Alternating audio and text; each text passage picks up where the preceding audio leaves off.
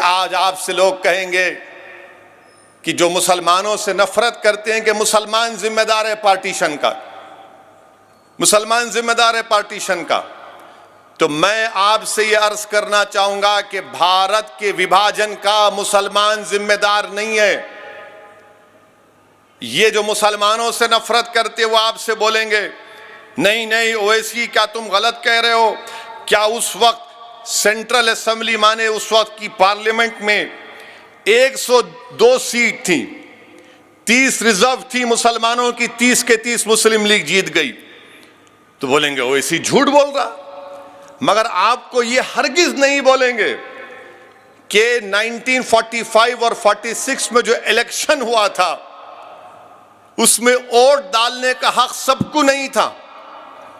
जैसा आज जो 18 साल का हो जाके वोट डाल सकता है, उस जमाने में वोट डालने का इख्तियार सिर्फ उन्हीं को था जो इनकम टैक्स देते, जो नवाब थे, जो जमींदार थे, जो पढ़े लिखे थे, उन्हीं को वोट डालने का इख्तियार था। बाकी आम मुसलमान को वोट डालने का इख्तियार नहीं था।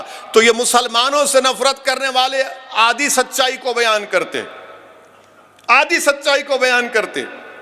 मिसाल के तौर पर उस वक्त के बिहार में जब ये इलेक्शन हुआ तो सिर्फ 7% 7% लोग वोट डाले और बोलते मुसलमान पार्टीशन का जिम्मेदार है। हम जिम्मेदार नहीं है पार्टीशन के। जिनको पाकिस्तान से मोहब्बत थी वो पाकिस्तान भाग गए, जिनको भारत से मोहब्बत थी वो आज भी हैं और कल भी रहेंगे और सुबह क़यामत तक रहेंगे इंशाअल्लाह ताला। मगर पार्टीशन का जिम्मेदार, और अगर कोई ज्यादा इल्म चाहता है तो मैं कहूंगा कि ग्रैनविल, ऑस्टिन ग्रैनविल एक बहुत बड़ा कॉन्स्टिट्यूशन का एक्सपर्ट है, उसकी किताब है Indian constitution, Oxford university press में छपी गई। सफ़े नंबर 12 और 13 पढ़ लो, जो मैं कह रहा हूं सच है या झूठ मालूम हो जाएगा। अब जिसके पास डिग्री नहीं है वो नहीं पढ़ सकता, आपको मालूम। जो एंटायर पॉलिटिकल साइंस की डिग्री है वो तो नहीं पढ़ेंगे।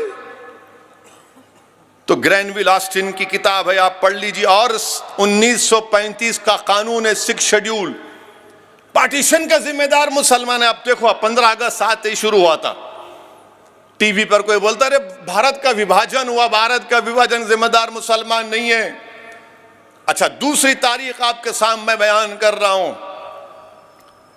कि जब कांग्रेस ने मंजूर किया भारत के विभाजन को, पार्टीशन को, तो कांग्रेस के उस इजलास में उस पार्टीशन के प्लान को किसने पेश किया? उनका नाम जीबी पंत था।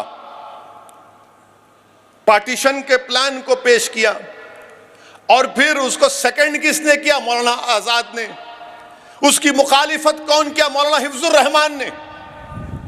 मौलाना हिफ्जुर रहमान ने वो तारीखी जुमला कांग्रेस के इजलास में कहा था कि अगर आज आप इस पार्टीशन को, पाकिस्तान को बनाने की रजामंदी देंगे तो हम अपने हाथ से अपनी तारीख को मिटा देंगे, हम अपने हाथ से उन वादों को भुला देंगे। ये मौलाना हिफ्जुर रहमान ने कहा था।